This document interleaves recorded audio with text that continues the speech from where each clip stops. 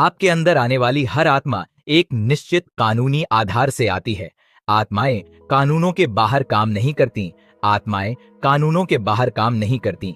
Spirits do not operate outside the laws. आत्माएं नियमों के बाहर काम नहीं करती।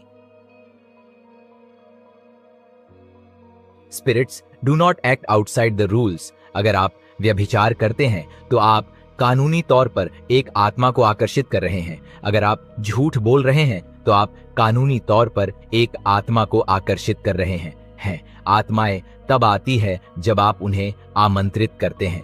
कर्म आत्माओं को आमंत्रित करते हैं। विचार बिना बंधन के, विचार बिना झिड़की के, विचार निराश, विचार जिन्हें आपने नहीं छोड़ा, कल्पनाएं जिनके खिलाफ आप वापस नहीं आए, जिन कर्मों को आप नहीं तोड़ते और नहीं रोकते, वे कानूनी तौर पर उस पाप की आत्मा को आमंत्रित करेंगे।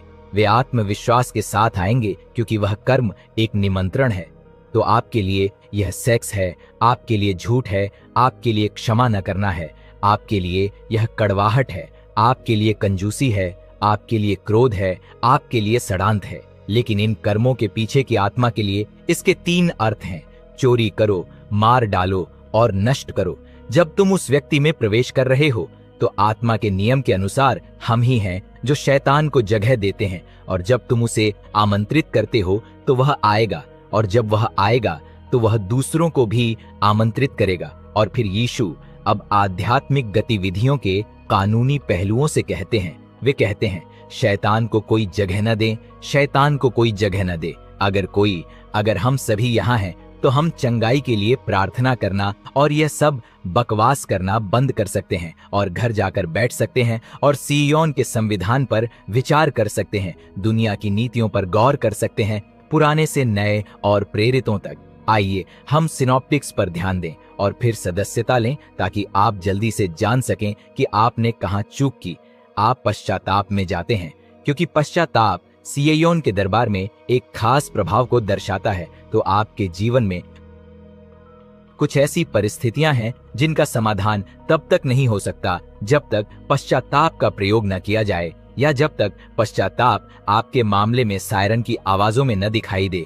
इसीलिए आपकी फाइल पर परमेश्वर ध्यान नहीं दे सकता क्योंकि आपने केवल क्षमा का लाभ उठाया है, लेकिन आपने पश्चाताप नहीं किया है। और चूंकि पश्चाताप नहीं है, इसीलिए सियोन की अदालतों में आपके खिलाफ एक निश्चित फैसला सुनाया गया है। शैतान का अभी भी आपके जीवन के एक पहलू पर एकाधिकार है।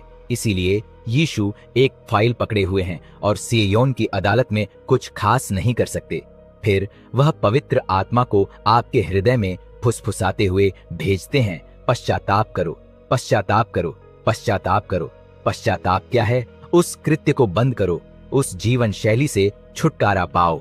यही पश्चाताप है। अब आप अपने पाप को स्वीकार कर सकते हैं और क्षमा पा सकते हैं, और फिर भी आप उस पाप में लगे हुए हैं। लेकिन एक बार पश्चाताप हो जाने पर पवित्र आत्मा की शक्ति से आप उस पाप के अंत तक पहुंच जाते हैं। एक बार पश्चाताप हो जाने पर आत्मा में यह तुरंत स्वर्ग में आपकी फाइल में चला जाता है, और फिर वकील फाइल को चर्च में ले जाएगा और कहेगा इस भाई ने पिछले 1 साल, 2 साल, 3 साल से पश्चाताप किया है, उसने वह पाप नहीं किया है।